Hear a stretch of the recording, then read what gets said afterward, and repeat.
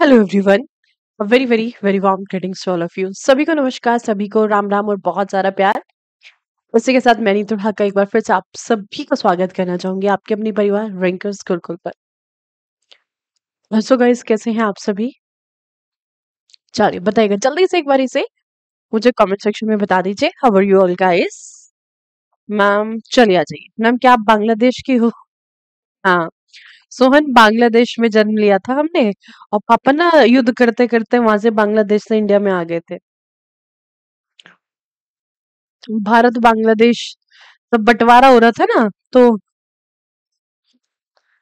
हमारे पापा जो है ना वो उधर से इधर आ गए थे मम्मी को लेकर के। Very good evening everyone. Hello, very very very good evening. बताइए, sound is proper, video audio सब कुछ प्रॉपर है तो फटाफट से एक बारी मुझे कमेंट सेक्शन में थम्स अप कर दीजिए। एंड शुरुआत करते हैं सेशन की आगे की तरफ।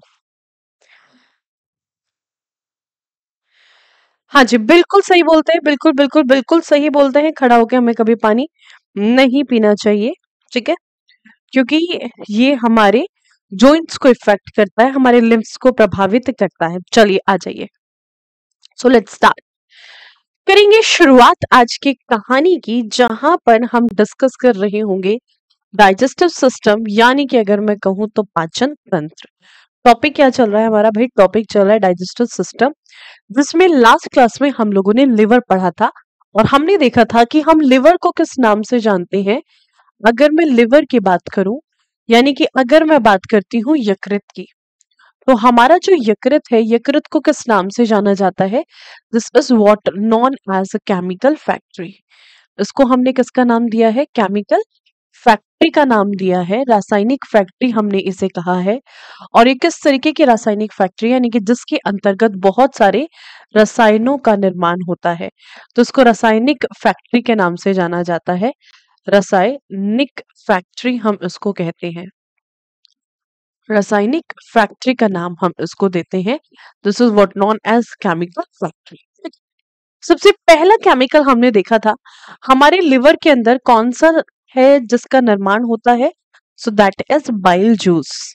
बाइल जूस, या फिर अगर मैं बात करती हूँ पित्त रस के बारे में हमने पढ़ा था। हमने देखा था पित्त रस में दो पिगमेंट होते हैं। कौन कौन से पिगमेंट होते हैं? एक होता है आपका बिलीरुबिन, और दूसरा पिगमेंट कौन सा होता है? जो दूसरा पिगमेंट होता है आपका बिलीविडिन।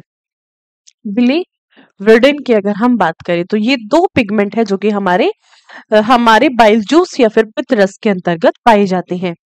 यह क्या करता है? ये हमारे रक्त प्लाज्मा को पीला रंग देता है। और वहीं बिलिरुबिन क्या करता है? हमारे शरीर में बनने वाले जितने भी रासायन हैं, सभी के सभी रासायनों को नष्ट करने का कार्य करता है। It destroy all the harmful chemicals. Okay. हमने देखा यदि बिलिरुबिन की मात्रा अत्यधिक हो जाए, ऐसी स्थिति में एक रोग होता है हमारे शरीर के अंतर्गत, और जिस रोग को हम किस नाम से जानते हैं? जिसको हम जानते हैं जॉन्डिस के नाम से, या फिर जिस डिजीज को हम नाम किसका देते हैं? जिसको हम नाम देते हैं पीलिया। तो पीलिया से आपसे कुछ कुछ क्वेश्चन पूछ लेता है, आ जाओ फटाफट। देखो, सबसे पहले अगर हम बात करते हैं जॉन्डिस की, जॉन्डिस है क्या? फटाफट से कवर करते हुए चलेंगे। जॉन्डिस या फिर पीलिया, तो कहते हैं माल फंक्शनिंग ऑफ लीवर, यानी कि यकृत में खराबी के कारण ये होता है। ठीक है, it occurs due to malfunctioning of liver, यकृत में खराबी के कारण। माल फंक्शनिंग ऑफ लिवर यानी कि कहने का मतलब क्या है? यकृत में खराबी, यकृत में विकार के कारण ऐसा होता है, माल फंक्शनिंग ऑफ लिवर। दूसरा जॉन्डिस का रीजन क्या है? अगर हम दूसरे रीजन की बात करें, दूसरा रीजन क्या था भाई? सबसे पहला माल फंक्शनिंग ऑफ रीजन लिवर है एक तरीके से, और किस कारण से? तो भाई अगर हमारे शरीर के अंतर्गत बिलिरुबिन का हाइपर सिक्रेशन होता है, that is the hyper secretion of bilirubin. Hyper secretion of bilirubin. इसमें होता क्या है, हमारे बॉडी में हमारी जो स्किन होती है हल्का सा पीलापन झलकना शुरू हो जाता है, आंखों का जो स्वीट पटल स्कैलेरा वाला पार्ट है इसमें येलोनेस झलकनी शुरू हो जाती है, हमारे नाखून पीले पीले हो जाते हैं, हमारा जो यूरिन है वो लाइट येलो से डार्क येलो कलर का हो जाता है। इस चीज को ध्यान रखिएगा। सो हाइपर सिक्रेशन ऑफ बिलीरुबिन यानी कि बिलीरुबिन की मात्रा अत्यधिक होना, इसकी मात्रा अत्यधिक होना। ठीक है, तो ये तो बात हो गई जॉन्डिस की। अब जॉन्डिस के अलावा अगर हम बात करते हैं, ठीक है, जॉन्डिस के अलावा एक और रोग होता है जिसको हम लिवर सिरोसिस के नाम से जानते हैं। किस नाम से जानी जाता है? एक और रोग होता है जिसको जाना जाता है लिवर सिरोसिस के नाम से। लिवर सिरोसिस या फिर इसको हम किस नाम से जानते हैं? यकृत सिरोसिस का नाम देते हैं, यकृत सिरोसिस कहा जाता है। यकृत सिरोसिस के अंतर्गत होता क्या है? तो इंसान की डेथ हो जाती है। मतलब आप देखोगे ना तो लिवर सिरोसिस के अंदर होगा क्या, तो एक बार नजर डालो। देखो अगर लिवर सिरोसिस की हम बात करें तो लिवर सिरोसिस में होता क्या है, ऐसे लोग जो बहुत ज्यादा अल्कोहल का सेवन करते हैं, बहुत ज्यादा अल्कोहलिक होते हैं, यदि उनके शरीर के अंतर्गत, मतलब स्पेशली बेवड़ों की बीमारी है, हम जैसे आम लोगों को नहीं होती, जो बेवड़े मतलब जिनकी आंखें बंद भी लेने के बाद होती है, जिनकी आंखें खुलती भी लेने के बाद है, ऐसे लोगों को अक्सर ये बीमारी देखने को मिलती है, जिसको हम किस नाम से जानते हैं? जिसको हम जानते हैं लिवर सिरोसिस के नाम से। Oh shit, what is this? Liver, liver cirrhosis. ठीक है, अब लिवर सिरोसिस में होता क्या है? देखो हमारा जो यकृत है, यदि हमारे शरीर के अंतर्गत 7% से ज्यादा, स्पेशली हमारे ब्लड के अंदर अगर 7% से ज्यादा अल्कोहल की मात्रा होती है तो हमारे लिवर की हालत कुछ ऐसी हो जाती है, देख रहे हो ऐसे, इसको हम लिवर सिरोसिस कहते हैं। पूरा का पूरा लिवर जो है वो गलना शुरू हो जाता है, लिवर सिरोसिस के कारण इंसान की डेथ तक हो जाती है। तो आपसे पूछा जाए लिवर सिरोसिस की अगर हम बात करते हैं, लिवर सिरोसिस, यकृत सिरोसिस, भी यकृत सिरोसिस है क्या? तो यकृत सिरोसिस क्या है? मानव रक्त के अंतर्गत 7% से ज्यादा अल्कोहल का होना, मोर देन 7% ऑफ इथेनॉल, यानी कि C2H5OH इन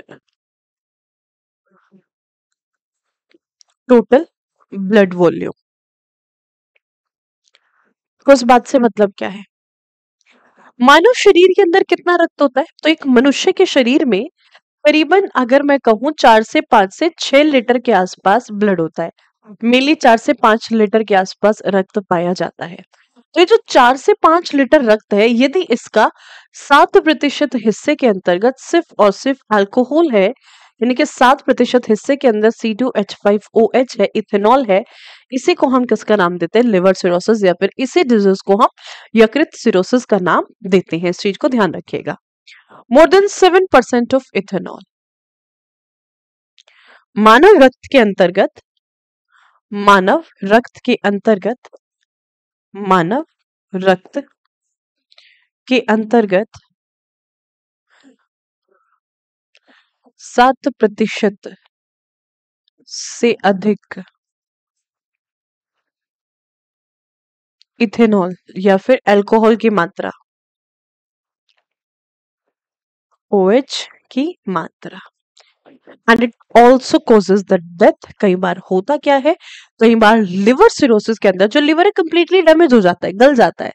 ठीक है, तो हमारे शरीर के अंदर लिवर के जितने फंक्शन थे वो सब खत्म हो जाते हैं, तो इस कारण से इंसान की डेथ तक भी हो जाती है, यहाँ से इंसान की मृत्यु भी हो जाती है। तो आपसे क्वेश्चन पूछता है लिवर सिरोसिस किसके कारण होती है?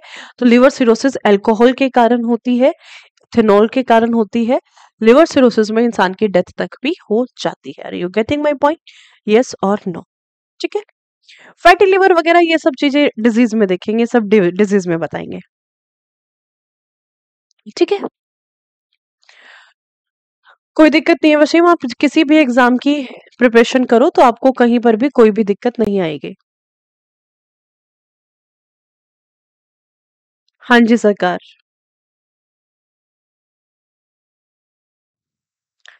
इंद्रदेव राम पूछ रहे, चैप्टर कितने दिन में खत्म हो जाएगा? बेटा 9 मीटर की आहार नाल को तुम एक दिन में खत्म करना सोच रहे हो? 9 मीटर लंबी आहार नाल है, 1-2 घंटे में तो पाचन पूरा नहीं होता आपके शरीर में।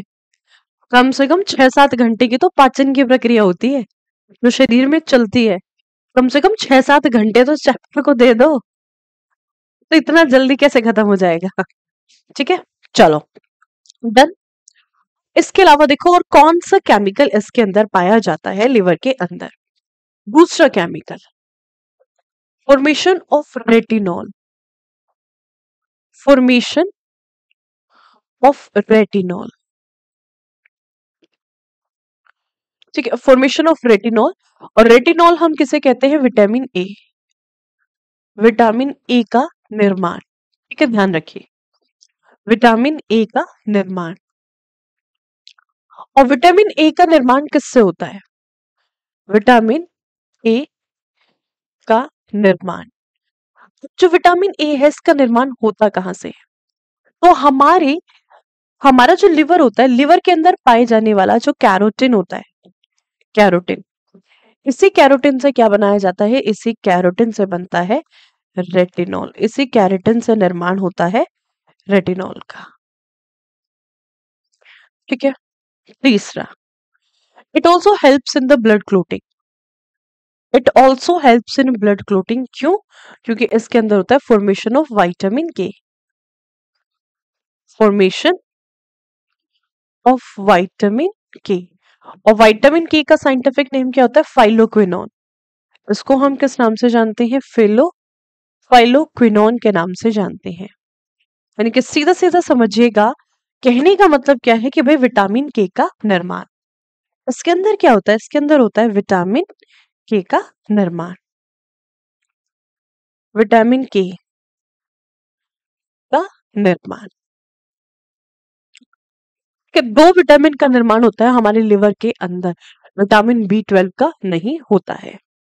इसके अलावा अगर आपसे पूछा जाए तो देखो क्या होता है, हमारे लिवर के अंदर ना बहुत सारी चीजों का स्टोरेज होना शुरू हो जाता है। बहुत सारे ऐसे सब्सटेंसेस हैं जिनका स्टोरेज हमारे लिवर के अंदर ही होता है। जैसे सबसे पहले अगर मैं बात करती हूँ वसा का संग्रह, हमारे लिवर के अंदर ना फैट का स्टोरेज होता है, वसा का संग्रह होता है, स्टोरेज ऑफ फैट या फिर लिपिड्स।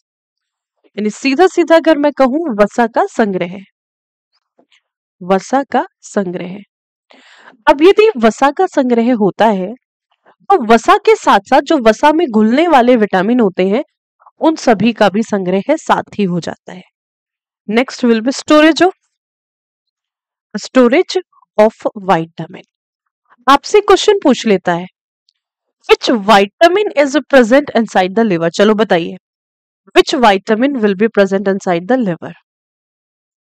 ऐसा कौन सा विटामिन है जो कि हमारे लिवर के अंदर पाया जाएगा, हमारे यकृत के अंतर्गत मौजूद होगा?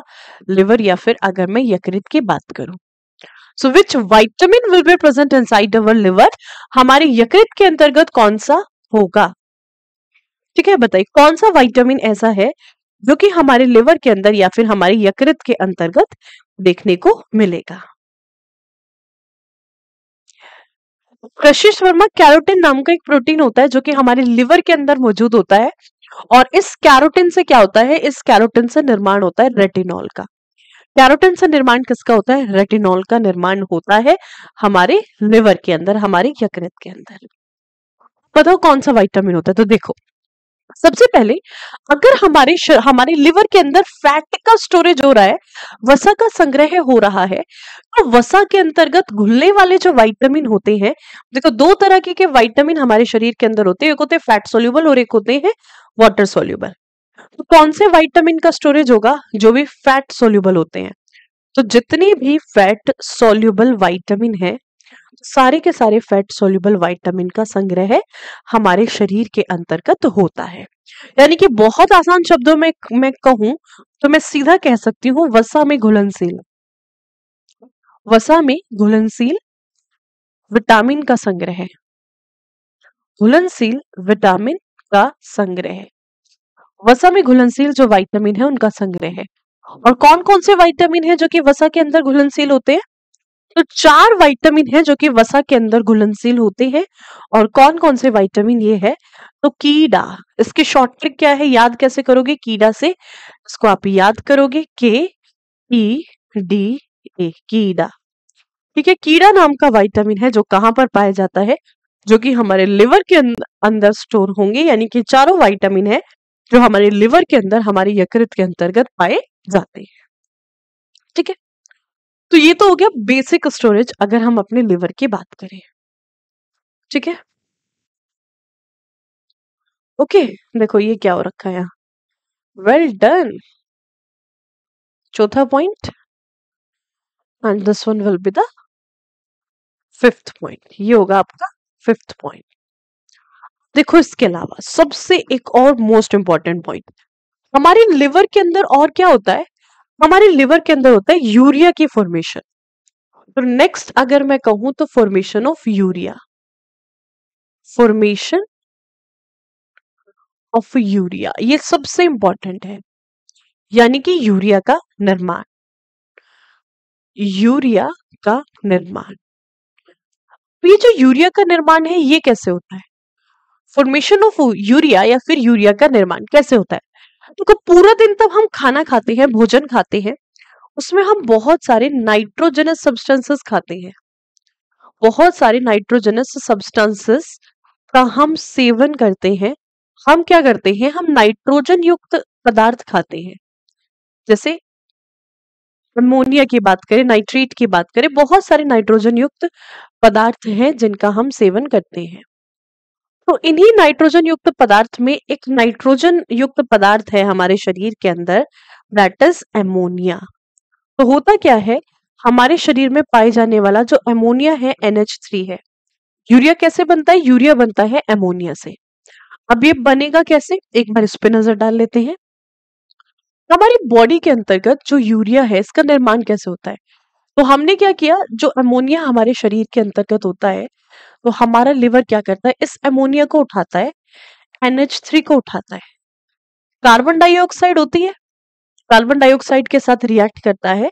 जैसे ही हमारे लिवर के अंदर अमोनिया कार्बन डाइऑक्साइड के साथ रिएक्ट करता है, प्रेजेंस ऑफ वाटर, जल की उपस्थिति में, यहां पर निर्माण किसका होता है?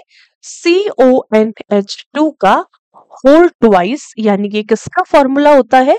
So this is what the formula of urea. ये किसका फॉर्मूला है बेटा? ये फॉर्मूला होता है आपका यूरिया का। तो आपसे क्वेश्चन पूछा जाए कि भाई यूरिया का निर्माण कहां पर होता है, तो यूरिया का निर्माण होता है हमारा यकृत के अंतर्गत, और किससे होता है? एमोनिया से।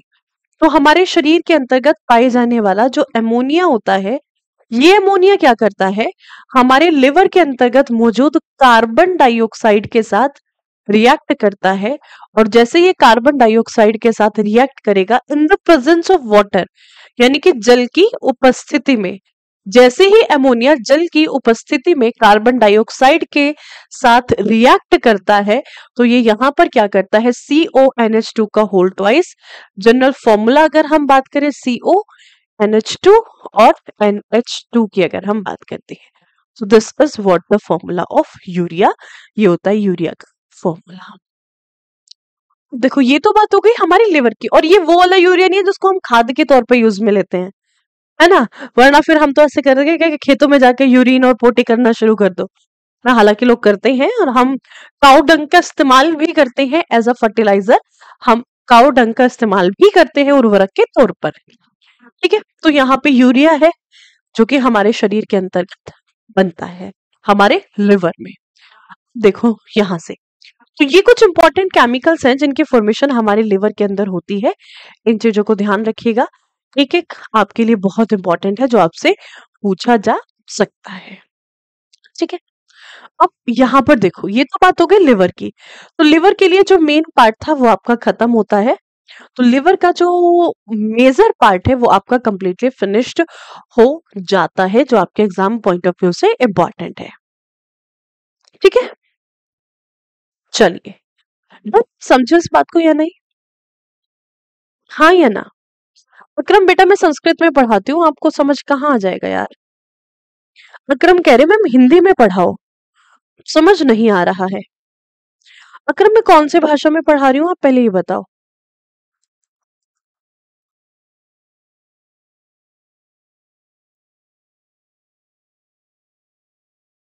ठीक है,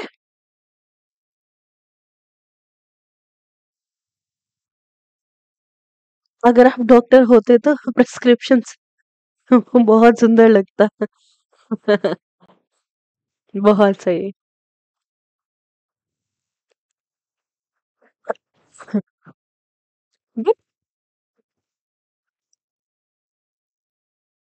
चलिए, कह रहे समझ नहीं आ रहा है।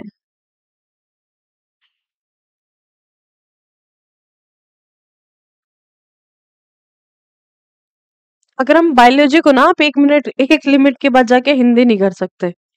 यार एक चीज बताओ, तुम्हें पूरा तो मैं हिंदी में पढ़ा रही हूँ, अगर आपको लगता है मैं इंग्लिश में पढ़ा रही हूँ तो ये आपकी गलत फहमी है। एक एक चीज को आपको बताते हुए जा रही हूँ भाई, ये कैरोट जो कैरोटीन है, ये साइंटिफिक लैंग्वेज का शब्द है बेटा, ये संस्कृत भाषा का शब्द नहीं है। ठीक है, ये ऐसे ही लिखा जाएगा। कैरोटीन को हिंदी में भी कैरोटीन ही कहते हैं, रेटिनोल को हिंदी में भी रेटिनोल कहते हैं। एक एक स्टेटमेंट, एक एक लाइन में हिंदी में लिख रही हूँ, और ये जो होते हैं ना ये हिंदी वाले, आप अपने माइंड से इस गलतफहमी को बाहर निकाल दो। बायोलॉजी को आप एक लिमिट के बाद हिंदी नहीं कर सकते, एक लिमिट तक बायोलॉजी हिंदी में हो सकती है।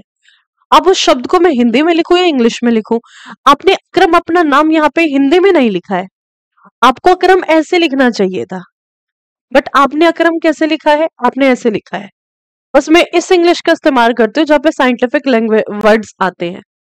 ठीक है, चले आओ। डन। इंग्लिश आप जानती नहीं हो इंग्लिश क्या होता है बेटा, तब इंग्लिश में पढ़ाना शुरू करूंगी तो फिर समझ नहीं आएगा कि मैम ने क्या पढ़ा दिया। चलिए, अब छोटी आंत से जुड़ा हुआ दूसरा अंग होता है हमारा, जिसको हम पेनक्रियास का नाम देते हैं, जिसको हम नाम देते हैं अग्नाशय। पेनक्रियास, या फिर जिसको हम किस नाम से जानते हैं, जिसको हम जानते हैं अग्नाशय के नाम से। पेनक्रियास, या फिर इसी को हम किसका नाम देते हैं, इसी को हम नाम देते हैं अग्नाशय का। Is it okay? चलिए,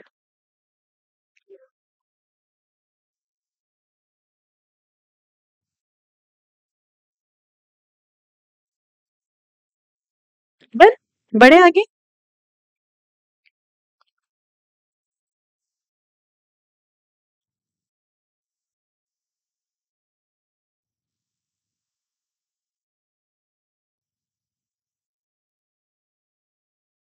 नेक्स्ट आते हैं पेनक्रियास या फिर अग्नाशय। अब देखो पेनक्रियास से आपसे कैसे क्वेश्चन पूछ लेता है। सबसे पहले अगर हम पेनक्रियास की बात करते हैं, अग्नाशय की बात करते हैं, तो एक्चुअल में जो पेनक्रियास होता है, अग्नाशय होता है, यह किस तरीके का ऑर्गन होता है, या फिर ये किस तरीके की ग्लैंड होती है जो कि हमारे शरीर के अंतर्गत पाई जाती है।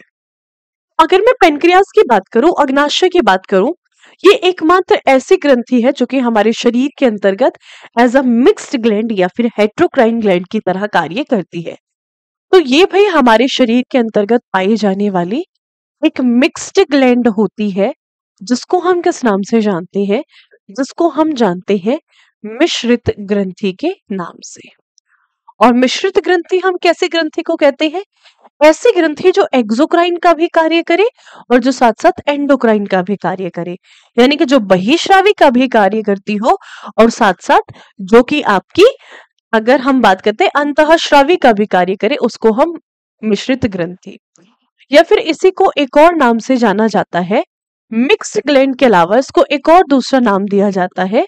This is also known as heterocrine gland. इसको बेटा हम एक और नाम से जानते हैं, और किस नाम से जानते हैं, इसको हम हेट्रोक्राइन ग्लैंड के नाम से भी जानते हैं। ओके, तो देखो जो पेनक्रियास होता है अग्नाशय, भाई क्या हमारे शरीर की दूसरी सबसे बड़ी ग्रंथि, सेकेंड लार्जेस्ट ग्लैंड, ध्यान रखिएगा, सेकेंड लार्जेस्ट ग्लैंड। ठीक है, सेकेंड लार्जेस्ट ग्लैंड ये हमारे शरीर की होती है, यानी कि दूसरी सबसे बड़ी ग्रंथि ये पाई जाती है। सेकेंड लार्जेस्ट ग्लैंड, या फिर अगर हम बात करते हैं दूसरी सबसे बड़ी ग्रंथि है। दूसरी सबसे बड़ी ग्रंथि हम इसको कहते हैं। ओके, देखो हमारा जो पेनक्रियास होता है, अगर मैं पेनक्रियास की बात करूं, छोटी आंत से विदाउट डक्ट, बिना डक्ट के एक ऑर्गन निकल के जाता है कुछ इस तरीके का, जिस ऑर्गन को हम नाम क्या देते हैं, जिस ऑर्गन को नाम देते हैं हम पेनक्रियास। तो लगभग अगर मैं इसकी लेंथ की बात करूं, ऐसे कितना होता है ये, 10 से 12 सेंटीमीटर के आसपास का ये होता है इसकी लेंथ, और ऐसे लगभग 2 से 3 सेंटीमीटर के आसपास का होता है। ठीक है, ऐसे 2 से 3 सेंटीमीटर, ऐसे 10 से 12 सेंटीमीटर के आसपास का होता है। ठीक है, ये 3 से 4 भी चला जाता है, ऐसे 3 से 4 मतलब ऑन एन एवरेज में कहूं तो 3 से 4 सेंटीमीटर के आसपास की इसकी विड्थ होती है, और ऐसे होता है ये आपका, अगर कहा जाए 10 से 12 सेंटीमीटर के आसपास का। अब जो पेनक्रियास है, आपसे क्वेश्चन पूछा जाए कि ये बताओ पेनक्रियास की खोज किसने की है? Who has discovered the pancreas? Pancreas की खोज किसके द्वारा की गई है? तो आपको पता है साइंटिस्ट आते हैं जिनका नाम है लेंगर हेनस। लेंगर हेनस नाम के एक साइंटिस्ट आते हैं, एक वैज्ञानिक आते हैं, और ये क्या कहते हैं? ये कहते हैं कि भाई हमारा जो पेनक्रियास है, हमारा जो अग्नाशय है, ये ना 4 प्रकार की कोशिकाओं से मिलकर के बना हुआ है। It is made up of 4 type of cells. ये 4 प्रकार की कोशिकाओं से मिलकर के बना हुआ होता है। और कौन कौन सी 4 प्रकार की कोशिकाएं हैं? तो सबसे पहले इन्होंने कहा कि भाई सबसे पहली होती है कौन सी? अल्फा सेल, अल्फा कोशिका। दूसरी कौन सी है? दूसरी है आपकी बीटा कोशिका। ये मत कहना कि मैडम आप इंग्लिश में पढ़ा रही हो, बेटा ये सिंबल है मैथ का। ठीक है, इनको हम किस नाम से जानते हैं? इनको हम मैथ में, ये सिंबल है अल्फा सेल, अल्फा कोशिका। दूसरी कौन सी होती है आपकी? बीटा सेल, बीटा कोशिका। तीसरी कौन सी है? तीसरी है डेल्टा सेल, डेल्टा। डेल्टा का सिंबल आपको पता होना चाहिए। अब ये मत कहना कि मैम इसको भी आप इंग्लिश में बता रहे हो। ठीक है, और चौथी कौन सी होती है? एफ सेल या फिर एफ कोशिका। तो ये 4 प्रकार की कोशिकाएं हैं जिनसे मिलकर के हमारा पेनक्रियास बना होता है, हमारा अग्नाशय बना होता है। तो अब एक चीज बताओ, ये जो चारों प्रकार की कोशिकाएं हैं बेटा, ये क्या करती हैं? इनको हम किस नाम से जानते हैं? तो इन चारों कोशिकाओं का अपना अपना कार्य का होता है। सबसे पहले जो पहली 3 कोशिका होती है, अल्फा कोशिका, बीटा कोशिका, डेल्टा कोशिका, ये तीनों जो कोशिकाएं हैं, ये हमारे शरीर के अंतर्गत किसी ना किसी हार्मोन का श्रवण करती है। This secretes hormone. ये क्या करती है? हार्मोन को सिक्रेट करती है हमारे शरीर के अंतर्गत। बट वही जो एफ सेल है, ये क्या करती है? एफ सेल का कार्य होता है अग्नाशय रस का निर्माण करना, यानी कि ये क्या करती है? ये पैनक्रियाटिक जूस का सिक्रेशन करती है हमारी बॉडी के अंतर्गत, अग्नाशय रस, या फिर अगर मैं यूं कहूं तो पैनक्रियाटिक जूस को ये सिक्रेट करती है। ठीक है बेटा, अब देखो जो अल्फा बीटा डेल्टा कोशिका है या फिर एफ सेल, इन चारों कोशिकाओं को कुल मिलाकर के हम किस नाम से जानते हैं? इनको हम जानते हैं आइसलेट्स ऑफ लेंगर हेनस के नाम से। आइसलेट्स ऑफ लेंगर हेनस का नाम हम इसको देते हैं। इनको कहा जाता है आइसलेट्स ऑफ लेंगर हेनस। हिंदी में भी इनको आइसलेट्स ऑफ लेंगर हेनस ही लिखना। ठीक है, समझे इस बात को? चलिए लिखिए फटाफट।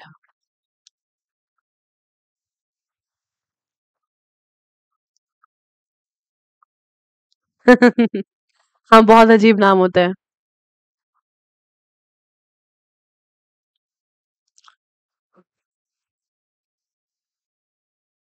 नहीं, दूसरा बैच आपको क्यों परचेज करना है? कोई मतलब ही नहीं है। नहीं नहीं नहीं भाई, कोई भी दूसरा बैच परचेज करने की जरूरत नहीं है।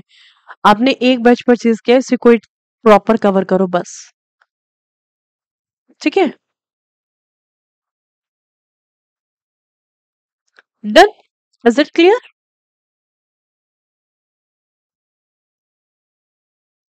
चलिए लिखिए फटाफट, फिर बढ़ते हैं आगे।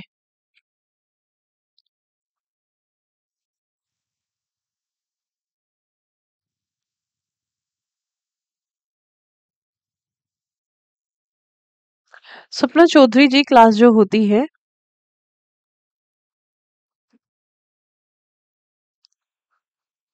हमारी 7:30 से 8:30, 7:30 से 8:30।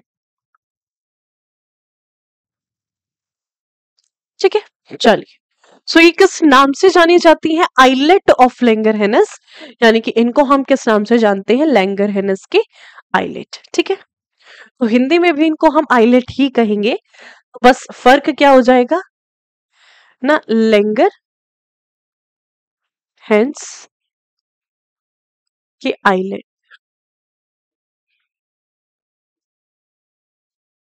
ठीक है, लैंगर हैनस के आइलेट के नाम से हम इनको जानते हैं।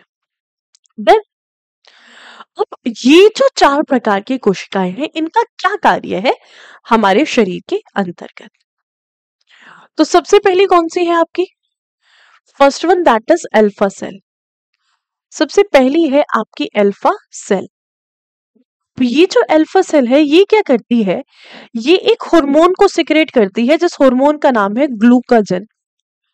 ये ग्लूकाजन नाम के एक हार्मोन को सिक्रेट करती है। ग्लूकाजन, ग्लूकाजन नाम के ये एक हार्मोन का स्रावन करती है। ठीक है भाई। दूसरी दूसरी कौन सी है आपकी? Beta cell. और सबसे इंपॉर्टेंट कौन सी है? बीटा सेल या फिर बीटा कोशिका। तो ये जो बीटा सेल है ये क्या करती है? ये इंसुलिन नाम के हार्मोन को सिक्रेट करती है। इंसुलिन। अब इंसुलिन का कार्य क्या है? ये क्या करती है? ये हमारे शरीर के अंतर्गत इंसुलिन नाम के एक हार्मोन को सिक्रेट करती है। इंसुलिन नामक एक हार्मोन का ये स्रावन करती है। ठीक है, अब देखो, ये जो बीटा सेल है ये क्या करेगी? इंसुलिन नाम के हार्मोन का सिक्रेशन करेगी, इंसुलिन को सिक्रेट करती है। सबसे पहले बीटा सेल पे आते हैं। इस इंसुलिन का कार्य क्या होता है? देखो, आपको पता है हमारे शरीर में पूरा दिन कार्बोहाइड्रेट का पाचन चल रहा है। तो हमारे शरीर में कार्बोहाइड्रेट किस में टूटता है? ग्लूकोज में टूटता है 24/7। और हमारे शरीर को मेनली जो एनर्जी चाहिए होती है वो एटीपी के फॉर्म में चाहिए होती है। जितनी एनर्जी, जितनी ऊर्जा की आवश्यकता हमारे शरीर को होती है उतनी ग्लूकोज को वो कन्वर्ट कर लेता है एटीपी के अंदर। उतने ग्लूकोज को वो एटीपी में कन्वर्ट कर लेगा। और जितना भी एक्स्ट्रा ग्लूकोज हमारे शरीर के अंदर बचा, जितना भी एक्स्ट्रा ग्लूकोज हमारे शरीर के अंतर्गत बचता है, उस सारे के सारे ग्लूकोज को इंसुलिन क्या करता है? इंसुलिन ग्लाइकोजन में कन्वर्ट कर देता है।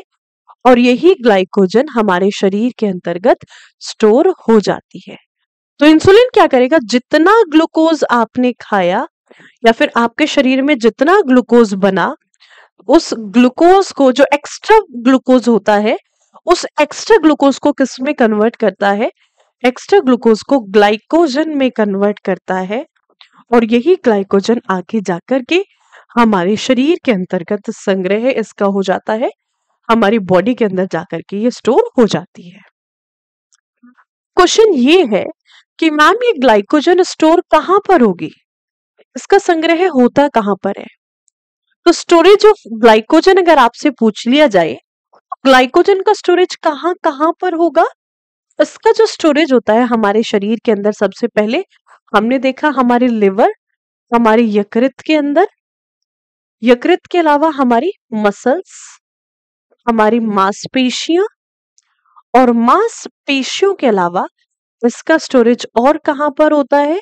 मांसपेशियों के अलावा तीसरा जो ग्लाइकोजन का स्टोरेज होता है वो होता है हमारे स्मॉल इंटेस्टाइन के अंतर्गत। अब स्मॉल इंटेस्टाइन के किस पार्ट में होता है इसको बाद में बताएंगे। स्मॉल इंटेस्टाइन या फिर कहां पर होता है? छोटी आंत के अंतर्गत होता है। तो बेसिकली जो इंसुलिन नाम का हार्मोन है, इसका कार्य क्या है? इसका कार्य है हमारे शरीर के अंदर जितना भी एक्स्ट्रा ग्लूकोज है, इस सारे के सारे ग्लूकोज को ग्लाइकोजन में कन्वर्ट करना। और ग्लूकोज को ग्लाइकोजन में कन्वर्ट करने के प्रोसेस को हम ग्लाइकोजेनेसिस के नाम से जानते हैं। इस प्रोसेस को हम क्या नाम देते हैं? तो इस प्रोसेस को हम नाम देते हैं ग्लाइकोजेनेसिस। ग्लाइकोजेनेसिस का नाम इसको दिया जाता है। ग्लाइकोजनन की प्रक्रिया हम इसको कहते हैं, या फिर इसी को क्या कहा जाता है, इसी को कहा जाता है ग्लाइकोजेनेसिस। ठीक है, आपसे सीधा पूछ लेता है ग्लाइकोजेनेसिस किस का मतलब क्या है? The conversion of glucose into glycogen, glucose को ग्लाइकोजन में परिवर्तित करना। दूसरा आपसे पूछ ले कि भाई ये बताओ ग्लूकोज को ग्लाइकोजन में कन्वर्ट कौन सा हार्मोन करता है? तो ये कार्य किसका होता है? इंसुलिन का। आपसे क्वेश्चन पूछ लेता है इंसुलिन की कमी से कौन सा रोग होता है? तो अब ये जो इंसुलिन है, ये इंसुलिन का कार्य क्या है? ये हमारे ब्लड ग्लूकोज लेवल को कंट्रोल करता है। इंसुलिन क्या है? इंसुलिन बेटा एक हार्मोन है, इट इज अ हार्मोन, और ये एक ऐसा हार्मोन है जो हमारे रक्त के अंतर्गत जो शुगर होती है, यानी कि रक्त के अंतर्गत पाई जाने वाली, रक्त के अंतर्गत पाए जाने वाली शर्करा, पाए जाने, अरे यार शिट, पाई जाने वाली शर्करा, यानी कि हम बात किसकी कर रहे हैं? हम बात कर रहे हैं शुगर। तो जितनी भी शुगर हमारे शरीर के अंतर्गत है, उस शुगर को क्या करता है? उस शुगर को कंट्रोल करने का कार्य करता है। It controls blood sugar level. अगर मैं इंसुलिन की बात करती हूँ, इंसुलिन क्या करता है? It controls our blood sugar level, blood sugar level. अगर इंसुलिन की कमी हो जाती है तो हमारे ब्लड में शुगर बढ़ जाती है। होगा क्या? अगर हमारे शरीर के अंतर्गत इंसुलिन की कमी होती है तो बेटा इंसुलिन की कमी से ब्लड शुगर बढ़ जाती है। ठीक है, देखो ऐसे समझिएगा, इंसुलिन की कमी से, lack of insulin, lack of insulin, यानी कि इंसुलिन की यदि हमारे शरीर के अंतर्गत कमी हो तो यहां से क्या होता है? हमारे शरीर में ब्लड शुगर बढ़ जाएगी, ब्लड शुगर बढ़ जाएगी, यानी कि कहने का मतलब क्या है? कहने का मतलब है ग्लूकोज की मात्रा बढ़ जाएगी। अब ग्लूकोज की मात्रा अगर बढ़ जाएगी तो यहां से एक रोग होता है, और जिस रोग को हम किस नाम से जानते हैं? जिसको हम जानते हैं डायबिटीज के नाम से, और पूरा नाम डायबिटीज मिलेटस, यानी कि यहां से मधुमेह जैसा रोग हमारे शरीर के अंतर्गत देखने को मिल सकता है। ठीक है, तो आपसे क्वेश्चन कैसे पूछेगा? आपसे क्वेश्चन पूछेगा कि भाई हमारे रक्त के अंदर रक्त की मात्रा किसकी कमी से, रक्त के अंदर शुगर की, शर्करा की मात्रा किसकी कमी से होती है? इंसुलिन की कमी से होती है। ठीक है, इंसुलिन की कमी से ब्लड के अंदर कौन से शर्करा का अमाउंट बढ़ जाता है, या फिर किसका अमाउंट बढ़ जाता है? शुगर का अमाउंट बढ़ जाता है। डायबिटीज किसकी कमी के कारण होती है? मधुमेह किसकी कमी के कारण होती है? मधुमेह होती है इंसुलिन की कमी से। मधुमेह में क्या बढ़ता है? ब्लड शुगर लेवल बढ़ जाता है। ठीक है, समझे इस बात को? चलो, तो ये तो बात हो गई इंसुलिन की, और ग्लूकोज को ग्लाइकोजन में कन्वर्ट करने के प्रोसेस को हम क्या कहते हैं? ग्लाइकोजेनेसिस। और ये जो ग्लाइकोजन है कहां कहां पर संग्रह होता है? हमारे शरीर के 3 अंगों में इसका स्टोरेज होता है। सबसे पहले लिवर में, दूसरा मसल्स में, और तीसरा कहां पर? स्मॉल इंटेस्टाइन, यानी कि छोटी आंत के अंतर्गत इसका संग्रह होता है। ठीक है, तो ये तो बात किसकी हो गई? ये तो बात हो गई बीटा सेल की, कि भाई बीटा सेल का कार्य क्या है हमारे शरीर के अंदर। चलो अब आते हैं कहां पर? अब चलते हैं हमारी प्यारी सी अल्फा सेल की तरफ। Let's move on towards the alpha cell. ठीक है, चलो अब आ जाओ। ये जो अल्फा सेल है ये क्या करती है? देखो, ये बिल्कुल इसके अपोजिट काम करती है। जो अल्फा सेल है ये बीटा सेल की कॉन्ट्राडिक्टिव होती है, बिल्कुल बिल्कुल अपोजिट चलती है, उसके बिल्कुल एंटी चलती है। जिस समय पर ब्लड में शुगर लेवल बढ़ रहा था, या फिर जो एक्स्ट्रा ग्लूकोज था उसको कन्वर्ट कर दिया इंसुलिन ने ग्लाइकोजन में। बट ऐसा हमेशा तो है नहीं कि आपके शरीर में हमेशा रक्त की मात्रा ज्यादा, हमेशा हमारे रक्त के अंदर शुगर की मात्रा ज्यादा होगी। कई बार ऐसा भी होता है कि कई दिन तक आपने कुछ खाया नहीं होता है, आप खाली पेट होते हैं, आपने बाहर से कुछ नहीं खाया, आप फास्टिंग पे हैं, आप रोजे से हैं, आपने फास्ट रखा हुआ है, बाहर से आपने एनर्जी का कोई आउटसोर्स नहीं कराया है, आपने अपने शरीर को बाहर से कोई ऊर्जा नहीं दी है, कोई कुछ भी आप नहीं खा रहे हैं, आप डाइटिंग पे चल रहे हैं, तो ऐसी स्थिति में क्या होता है, तब आपके ब्लड के अंतर्गत ग्लूकोज लेवल कम होना शुरू होता है। देखो हमारी जो बॉडी होती है वो हमेशा रिवर्स, क्या कह रही हूं मैं, हमेशा रिजर्व सिस्टम पर चलती है। ऐसा नहीं है कि अभी ग्लूकोज बनाएगी, अभी ग्लाइकोजन में कन्वर्ट करेगी, अभी ग्लाइकोजन को ग्लूकोज में कन्वर्ट करेगी। तो वो क्या करती है, हमेशा अपने पास हर एक चीज का रिजर्व रखती है, इमरजेंसी की कंडीशन में उसको तुरंत निकाल के दे देती है। तो वैसे ही हमारी शरीर क्या करती है, तब आप फास्टिंग लेवल पे होते हो, तो हमारे शरीर में ये जो ग्लूकोज ग्लाइकोजन की फॉर्म में स्टोर था, ये वापस इसका रिवर्स रिएक्शन कर देगा।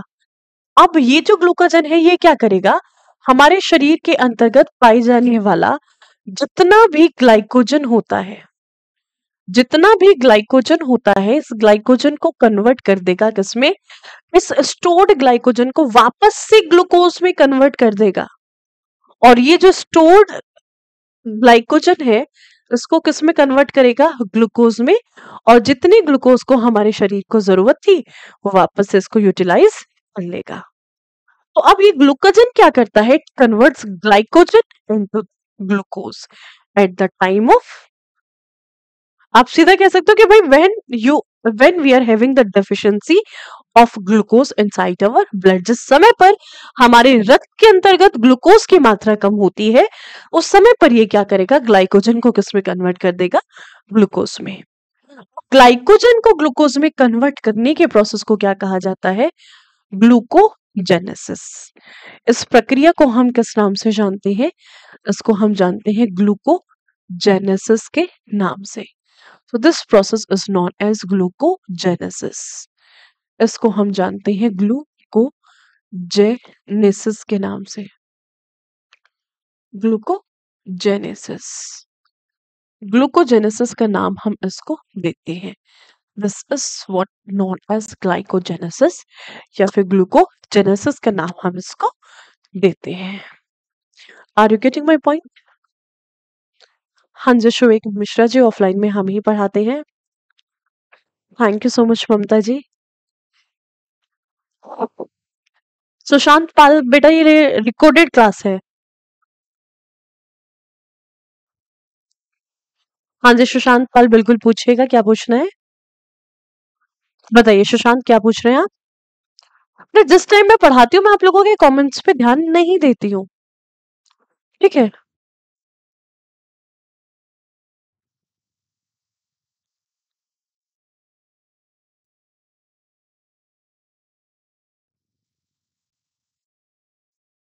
डन बेटा, 8:30 बजने तो दो, अभी 8:30 बजे नहीं है।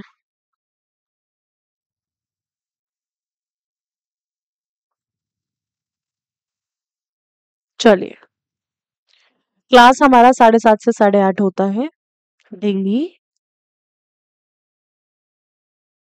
लैंगर है ना, इसकी कहानी नहीं है, आईलेट है। श्रवण कुमार आपको बताया तो है बेटा। अच्छा ठीक है, श्रवण कुमार का एक क्वेश्चन है, which vitamin is present inside our liver, ठीक है। श्रवण कुमार एक क्वेश्चन पूछ रहे हैं, which vitamin is present inside our liver. तो श्रवण आपको आंसर तो पहले ही मिल चुका है, आओ फिर से बता देते हैं। आपसे क्वेश्चन पूछा था कि हमारे लिवर में कौन सा विटामिन होता है, आपको बताया था तुरंत आंसर कि 4 विटामिन होते हैं, कीड़ा, ठीक है बेटा, 4 विटामिन होते हैं कीड़ा, ओके। स्टोरेज ऑफ विटामिन या फिर which vitamin is present inside our liver, कौन से होते हैं, फैट सोल्यूबल विटामिन, वसा में घुलनशील विटामिन पाए जाते हैं। और कौन कौन से विटामिन होते हैं, तो ये 4 विटामिन होते हैं कीड़ा, विटामिन ए डी ई के, 4 विटामिन हमारे लिवर के अंदर पाए जाएंगे।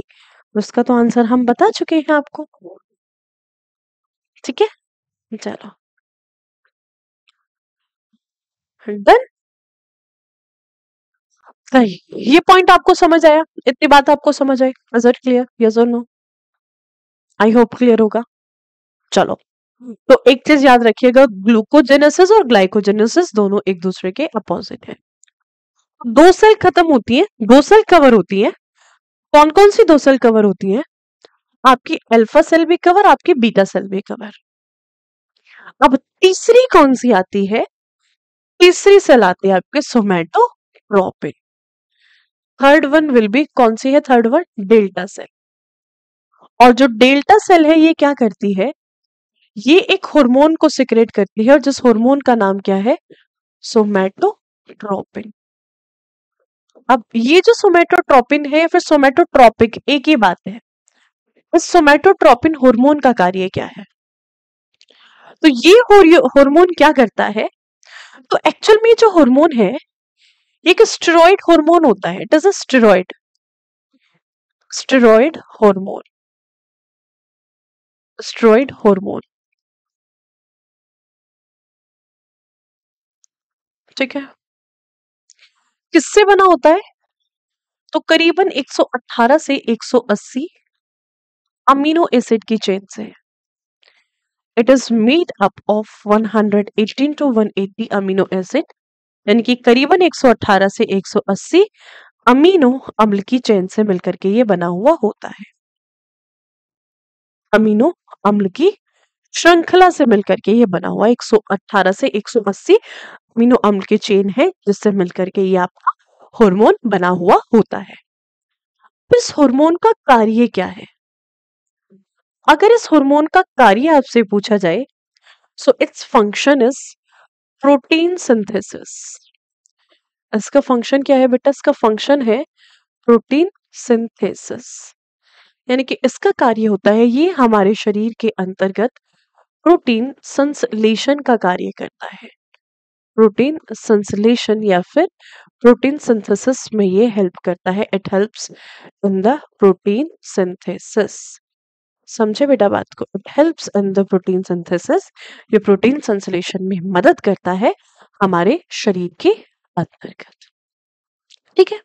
सो ये थे तीन आपके, तीन सेल अल्फा, बीटा और डेल्टा, जिनका कार्य हमारे शरीर के अंतर्गत होता क्या है। स्नेहा मैम आप बहुत प्यारी लगते हैं मुझे। अरे वाह स्नेहा, नजर लग जाएगी। वाह कुणाल, क्या करते हो बेटा? अच्छा, आप रिकॉर्डेड क्लास लेते होंगे।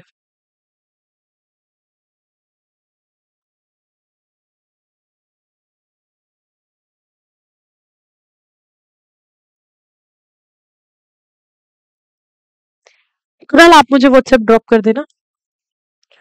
कुणाल, अगर आपका एग्जाम 1 तारीख को है तो आप मुझे व्हाट्सएप ड्रॉप कर देना, करा देंगे। 1 तक तो खत्म हो जाएगा सिलेबस, 1 से पहले ही खत्म करा देंगे।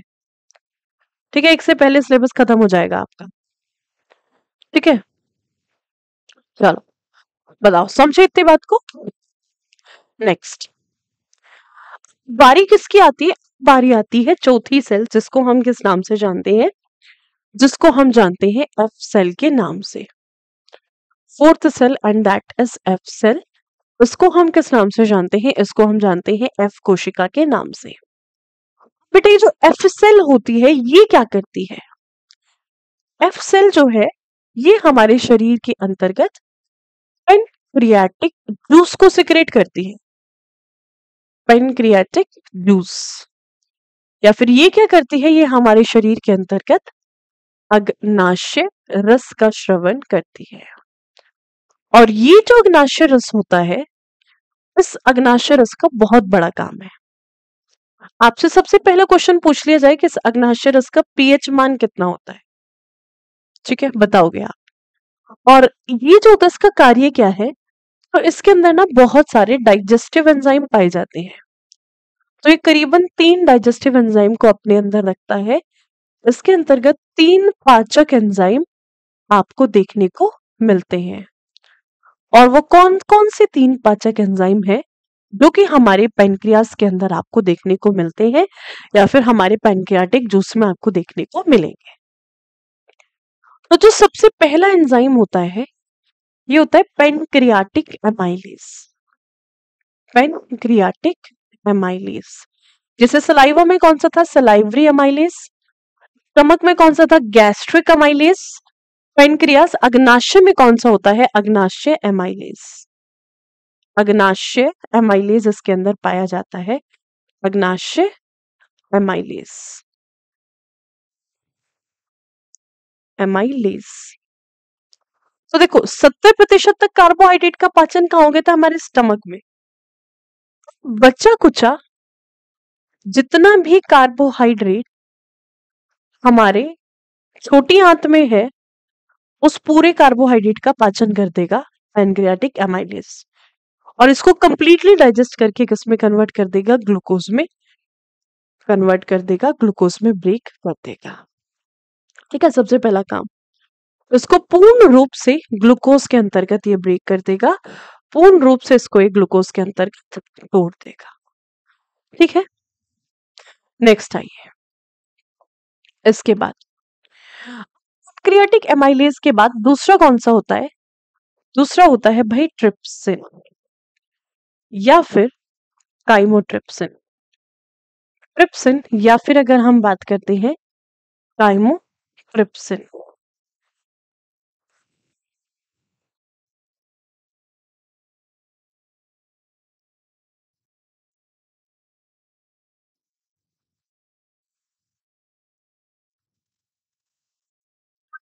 या फिर अगर हम बात करते हैं काइमोट्रिप्सिन। अब ये जो काइमोट्रिप्सिन होती है, इस काइमोट्रिप्सिन का कार्य क्या है? तो ये जितने भी पेप्टाइड्स, जितने भी पेप्टोन्स, फिर जो बचा हुआ प्रोटीन है, यानी प्रोटीन का कंप्लीटली डाइजेशन कर देगा, और ये किस में तोड़ेगा? ये सीधा सीधा इसको अमीनो एसिड में तोड़ेगा। यानी कुल मिलाकर के ये क्या करता है? प्रोटीन का पाचन करता है, और ये प्रोटीन को किस में तोड़ता है? तो ये प्रोटीन को तोड़ देता है आपका किसके अंदर? अमीनो एसिड के अंदर। ये प्रोटीन को ब्रेक कर देता है अमीनो अम्ल के अंतर्गत। अमीनो एसिड या फिर अमीनो अम्ल के अंतर्गत ये प्रोटीन को तोड़ देगा। ठीक है, ट्रिप्सिन ने क्या किया? प्रोटीन का पाचन कर दिया, प्रोटीन को तोड़ दिया एमिनो एसिड के अंदर। इसी के अंदर एक और तीसरा एंजाइम जो अभी तक पूरी आहार नाल में कहीं भी नहीं था, इसको हम किस नाम से जानते हैं? इसको हम जानते हैं लिपिस के नाम से, लाइपेस, या फिर इसको हम नाम देते हैं लिपिस। तो जो लिपिस होता है, इसका कार्य क्या होता है? लिपिस या फिर इसको हम लाइपेस के नाम से जानते हैं। तो जो लाइपेस होता है, लाइपेस का कार्य क्या होता है? देखो, अभी तक हमारी पूरी आहार नाल में किसका पाचन हुआ है? या तो कार्बोहाइड्रेट का हुआ है, या दूध का हुआ है, या प्रोटीन का हुआ है। तीन ही चीजों का डाइजेशन हुआ है, इसके अलावा किसी और चीज का डाइजेशन नहीं हुआ।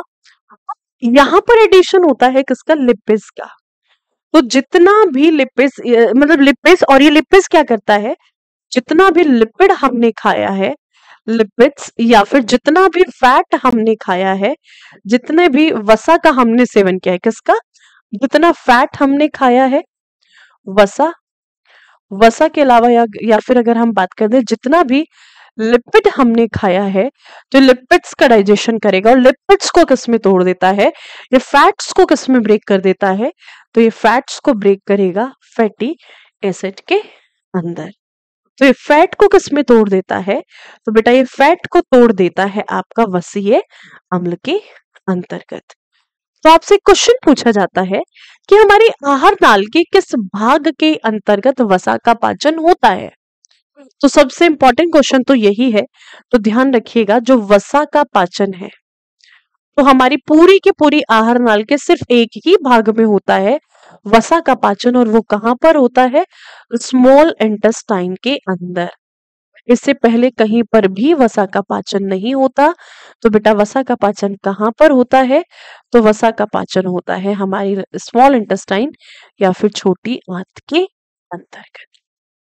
ठीक है, और कौन करता है? पैनक्रियाटिक जूस करता है। पैनक्रियाटिक जूस में कौन सा एंजाइम है? तो लिपिस नाम का एंजाइम है, जो क्या करता है? जो लिपिड्स का या फिर फैट्स का डाइजेशन हमारे छोटी आंत के अंदर करेगा। So that's all about the pancreas and that's all about today's class. हम मिलेंगे कल आप लोगों से, और कल होगा इस चैप्टर का दी एंड, थोड़ा सा बचा हुआ है 15 से 20 मिनट का, फिर उसके बाद एमसीक्यू, कल क्लास का एंड और साथ साथ प्रैक्टिस सेशन, दोनों चीजें कल ही आपकी कंप्लीट हो जाएंगी। ठीक है भाई, चलिए, so thank you so much everyone, bye bye. अब आप मुझे बता सकते हैं, आपका कोई भी डाउट हो तो बताइएगा।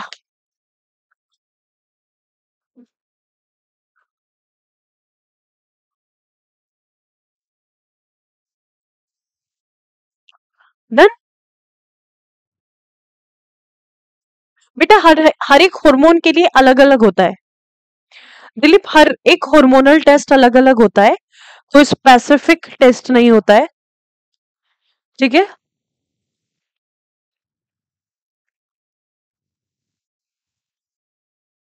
ठीक है।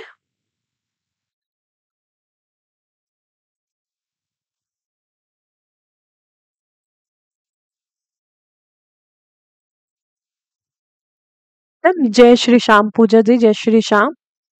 हाँ जी, बताइए सिमरन, क्या पूछ रहे हैं आप, बताइए सिमरन। मैं आपकी क्लास किस टाइम होती है? सिमरन, हमारी क्लास होती है शाम को 7:30 से 8:30।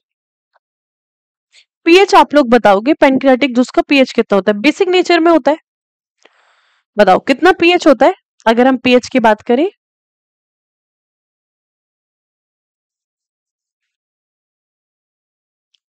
तो वही 8 के आसपास होता है, 8.2 से लेकर के 8.8 के बीच में।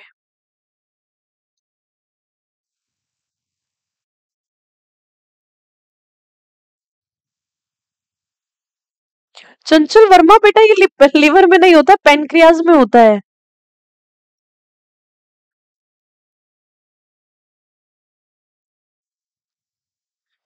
डायलिसिस होता है हमारा आर्टिफिशियल मीडियम के थ्रू ब्लड को फिल्टर करना, ब्लड को फिल्टर करने के प्रोसेस को हम लोग कहते हैं डायलिसिस। चंचल वर्मा गलत है। पर लिपिड को सिवेक हिंदी में वसा कहते हैं, लिखा हुआ है वहां पर, लिपिड को हिंदी में वसा कहते हैं, लिपिड को हिंदी में वसा कहते हैं। ठीक है भाई, एक क्वेश्चन का आंसर करना है मुझे चंचल का।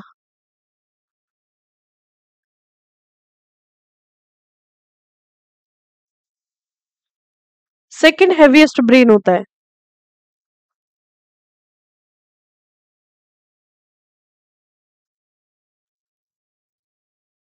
सेकंड हैवीएस्ट ब्रेन होता है। ठीक है, देखो चंचल, एक चीज सुनो बेटा, ये लिवर नहीं पढ़ रहे हो आप, ये पेनक्रियास पढ़ रहे हो। पहले तो इसको चेंज करो। लिवर खत्म हो चुका है, अब तो बेटा आप पेनक्रियास पढ़ रहे हो। अब आपको ना एक चीज, ये सारे जो काम चल रहे हैं ना, लिवर जितने काम करता है, पेनक्रियास, ये सारे हमारी छोटी आंत से जुड़े हुए हैं। अभी आप छोटी आंत पढ़ रहे हो, आप तो भूल गए यार, क्या बात कर रहे हो। हम स्मॉल इंटेस्टाइन पढ़ रहे हैं बेटा, अभी स्मॉल इंटेस्टाइन का पार्ट चल रहा है डिओडेनम, और आपको बताया था स्मॉल इंटेस्टाइन के ड्यूडेनम वाले भाग से एक डक्ट निकल के जाती है जिससे लिवर जुड़ा हुआ है। लिवर सारे एंजाइम सिक्रेट करता है कहां पर? स्मॉल इंटेस्टाइन के अंदर, ब्लड में। यहां पर पेनक्रियास जुड़ा होता है। पेनक्रियास क्या करता है? ये हार्मोन्स बनाता है, एंजाइम बनाता है, उनको कहां पर छोड़ देता है? स्मॉल इंटेस्टाइन के अंदर छोड़ देता है, ब्लड में। तो ये सारे के सारी क्रियाएं होती स्मॉल इंटेस्टाइन के अंदर है, छोटी आंत के अंदर होती है बेटा।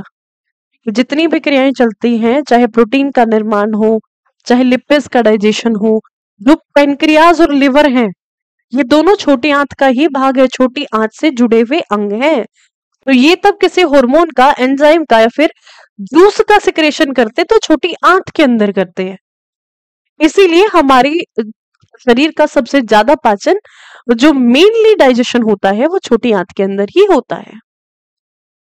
ठीक है, चलिए, सो इसको आगे कल की क्लास में बताएंगे, तब और ज्यादा समझ आ जाएगा। ठीक है, डन। चलिए,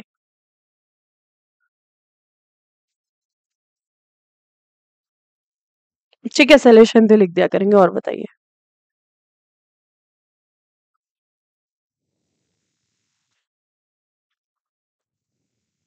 चलिए, so thank you so much everyone, bye bye, take care, now see you soon.